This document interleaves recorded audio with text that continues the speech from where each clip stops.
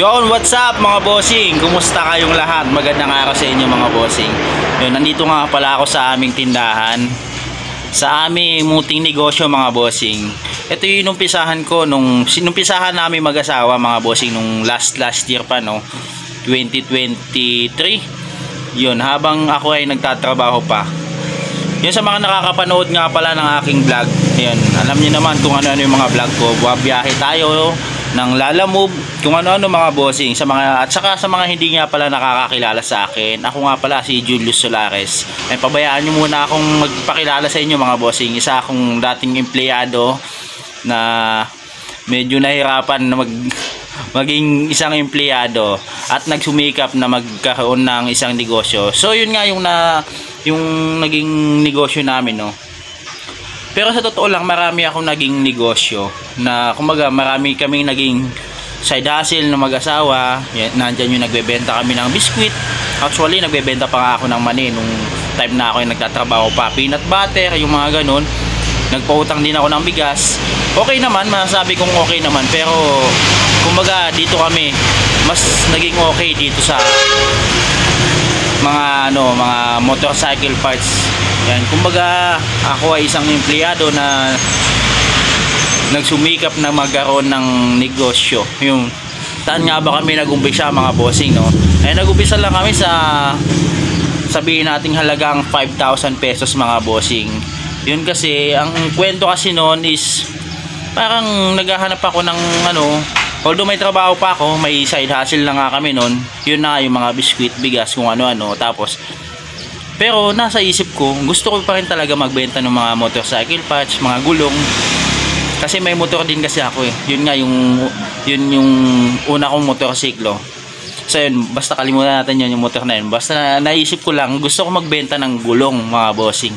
Ayun, tapos, ayun, nag-umpisa ako sa marketplace. Nag-post na ako sa marketplace. Tapos, ang bilis nung pag-post ko lang, kumuha lang ako ng mga picture, tapos nag-post ako. Ang bilis kasi nung may mga nag-comment agad pagkatapos ko mag-post. Ang ginagawa ko naman, nire-replyan ko, pero sabi ko wala pang stock, wala nakakuha akong stock. Kumaga ang bilis pala ng bentahan sa marketplace. Yun lang napansin ko. Kaya ang ginawa ko, actually wala kaming pera noon. May nakatabing pera pero hindi para sa akin. Hindi ko na lang babanggitin kung kanino, pero sa tao na yun, thank you sa inyo. Ayun. Pero hindi niya alam na inutang namin mga bossing yung halagang 5,000 na yun. Ang ginawa ko ay bumili ako ng 6 na pirasong gulong mga bossing, at saka tire sealant na pang pre namin. Tapos yung pito na rin. Ayun, kagandahan naman at sinuportahan naman ako ng asawa ko, kaya yun, nakapag-umpisa kami ng motorcycle, yung mga nagbenta kami ng mga gulong na yan.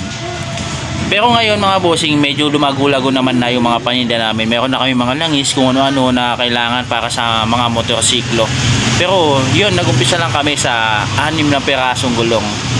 Yan, gusto ko lang i-share sa mga taong gusto mag-umpisa ng negosyo, sa mga natatakot na mag-umpisa ng negosyo. Kung may trabaho ka, yan, pwede ka namang mag-umpisa na pa-sideline sa mga katrabaho mo. Pwede kang mag-alok. Wala namang masama. Wala naman nakakahiya talaga. Nasa isip mo lang yun. Natatakot ka lang, nahihiya ka. So yun lang mga bossing. Sana suportahan nyo pa yung mga parating nating video. Dito na lang muna ako gumawa ng video kasi gusto ko lang mag-share sa inyo yung paano kami nag-umpisa sa pagninegosyo namin. Hindi na rin kasi ako masyado makalabas kasi minsan may mga nagpapagawa sa amin, mga nagpapa-change oil, naglilinis ng panggilid. So ayun, kagandahan ng mga bossing. Kumbaga pag may ganun kang negosyo, kumbaga matututo ka na lang sa sarili mo. Ako hindi naman ako totally nakapag-aral ng mga ganyan, nakikita ko lang din saka sa YouTube. Isa 'yon sa mga magaganda na sa kagandahan ng mahilig kang manood sa YouTube, gusto mo matutunan, matututunan mo na lang din sa actual. Tapos konting nood ng YouTube, matututo ka na lang. So yun mga bossing, hanggang dito lang muna yung video natin, at sana magustuhan nyo at may matutunan kayo sa video natin, at saka sa mga parating pa nating mga video mga bossing. So yun lang mga bossing, maraming salamat.